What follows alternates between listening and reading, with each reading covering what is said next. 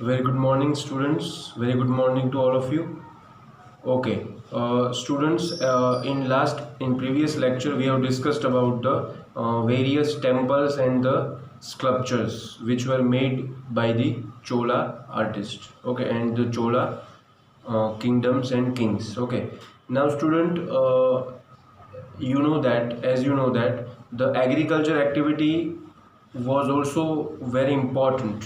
Okay, so apart from the temples we need to see the agricultural activities also. Okay, so now we are going to see the agriculture and irrigation. Okay, the next topic is agriculture and irrigation. Okay, now student, what about the agriculture and irrigation? Okay, when I talk about the agriculture and irrigation, so in the South India, okay, nearby Tamil Nadu, the Kaveri river was located.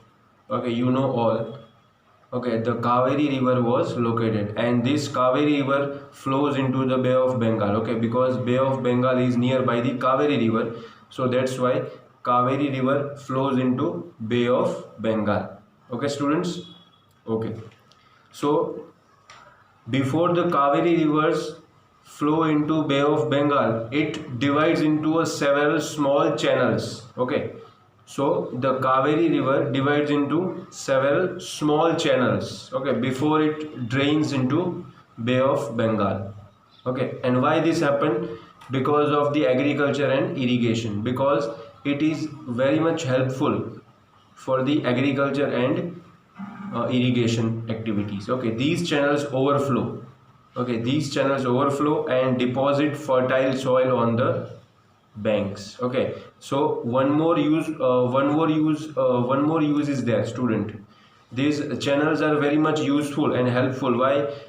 Because it is helpful in agriculture and irrigation, as well as it provides fertile land for the agriculture also.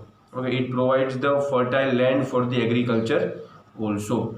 Okay, because you know that, student, for agriculture only water is not enough, but you need a sufficient amount of fertile land also you need. Okay, so these fertile land is provided by these small channels. As these channels overflow, and the land on the banks of this river, okay, or in the bank on the banks of this channel overflow, and the land gets fertile. Okay, especially the rice is grown over here. Okay, the rice is grown nearby the Kaveri delta. Okay, so abundant amount of rice are grown in nearby the Kaveri delta, and from 5th and 6th century, the agriculture developed on the large scale. It means they have started to grow the rice and different amount of crops on the large scale from the 6th century.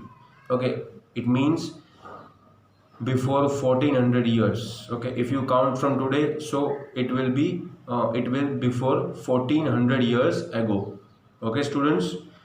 And if one wants to develop the agriculture, then they need the land also. Okay, so in order to increase the land, the people started to clear away the forest. The people started to cut the forest. Okay, they started to cleared away the forest. Okay, and by this way they got the agricultural land. Okay, and for the requirement of water and irrigation, they built some dams also. Because dams are very useful and very helpful for the irrigation facility to provide water to agriculture and all. Okay, so they made dams also. Okay, and dams are also useful to prevent the flooding. Okay, dams are also useful to prevent the flooding, and canals were also built. Okay, canals were also built because canals were also built to help and to surplus the irrigation. Okay, and sometime the farmers of that area, the farmers nearby the Kaveri delta, they also started to take two crops. Okay, in a year they started to grow two crops in a year, so it will be helpful for those farmers nearby Kaveri delta. Okay, and irrigation methods were also developed. Okay, wells were dug Okay, irrigation methods were developed because, as you know, that agriculture is impossible or insufficient without irrigation facility. So irrigation facility must be there, okay, for the development of agriculture. Okay, like we also need, and in that period they also needed the agricultural facility.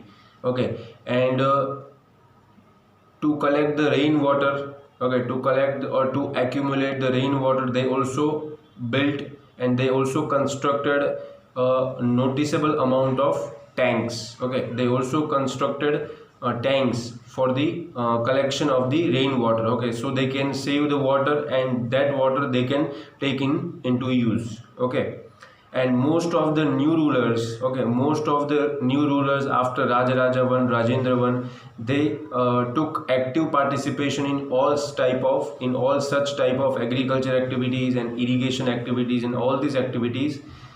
All the kingdoms, all the kings and the common people also took the active participation. Okay, they all participated very actively. Okay, I think student, I am very clear on this topic. Okay, now I don't need to explain you anything because you are much clear about this topic.